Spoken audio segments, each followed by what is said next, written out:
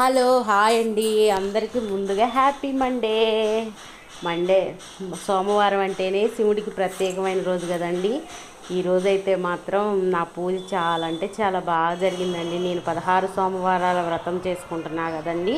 ఈ రోజైతే మాత్రం నాది ఆఖరి వారం, 16వ సోమవారం అండి.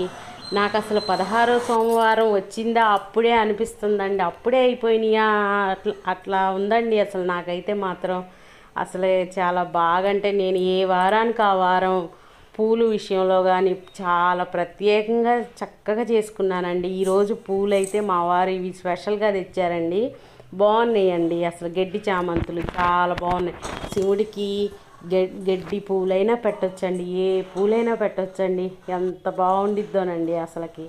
అయితే నేను ఈరోజు ఉదయం 5ంటికే లేచి నా పనులన్నీ కంప్లీట్ చేసుకొని చక్కగా నిత్య పూజ చేసుకున్నాను. తులసమ్మ దగ్గర చేసుకొని ఇంకా శివ పూజకి అయితే ఇక అన్నీ రెడీ చేశానండి. ముందుగా గణపతిని పూజించాలి కదండి. గణపతిని పూజించాలి. మళ్ళీ ప్లస్ ఈ స్వామికి గోధురవ్వతోనే ప్రసాదం తయారు చేయాలండి.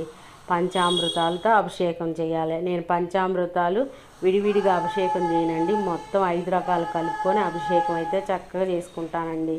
ప్రతి వారం ఎంత చక్కగా జరిగిందో, అప్పుడే అయిపోయిందా అని నాకైతే మాత్రం చాలా బాధగా ఉందండి. నెక్స్ట్ వీక్ ఉద్యాపన చేసుకోవాలండి. 17వ వారం చేయాలండి. 16 సోమవారాలు అయిపోయిన తర్వాత 17వ సోమవారం మాత్రం చేయాలండి. ఓం నమ శివాయ. ప్రతి వారం అసలు పువ్వులు నేను స్పెషల్గా అన్ని రకాలు కావాలని నేను మా వారిని చెప్పటం, మా వారు కూడా చక్కగా అన్నీ తెచ్చిపెట్టేవాళ్ళండి.